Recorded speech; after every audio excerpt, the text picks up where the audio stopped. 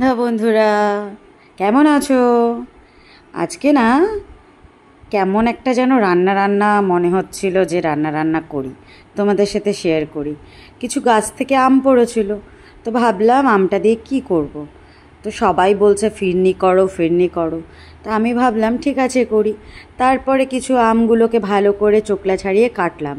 কিন্তু তোমরা আবার যেন ভেবো না যে আমাকে একটু পরেই দেখতে পাবে আমি আম চটকে মাখছি। কিন্তু তার মানে কিন্তু এটা নয় যে আমি একদমই আপডেট নই। আমি কিন্তু ছুরি দিয়ে আমগুলোকে কেটে চামচ দিয়ে তুলে অবশ্যই তোমাদের দেখালাম। তারপর একটুখানি চাল মুঠো করে বাসমতি ভিজিয়ে রেখেছিলাম, সেটাকে গ্রাইন্ডারে পেস্ট করে কাজু কিশমিশ এলাচ কেশর সব কিছু প্লেটে ঠিকঠাক সাজিয়ে দুধটাকে একদম ঘন করে রেখে চালটাকে একটুখানি দাঁড়া করে দিয়ে দিলাম। দুধের মধ্যে দিয়ে একদম দুধটা যখন কাস্টার্ড কাস্টার্ড ব্যাপারটা হয়ে গেল ঘন ঘন, তখন ওর মধ্যে চিনি দিয়ে দিলাম, এলাচ গুঁড়ো দিয়ে দিলাম, সব কিছু দিয়ে দিলাম। দিয়ে তারপর সুন্দর করে ওটা গাঢ় হওয়ার সাথে সাথে একটুখানি আমের পিউরিটাও কিন্তু দিয়ে দিলাম, আর তার মধ্যে কাজু কিশমিশও দিলাম।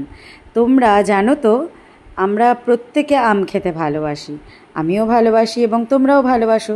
তাই আমার মনে হয় যে আমের এই রেসিপিটা খুব সহজ। অ্যাকচুয়ালি কি বলো তো, এটা হচ্ছে কি এমন একটা রেসিপি খুব মজার জনক, তাই জন্য সবাইকে বলছি সবাই গরমে খেও।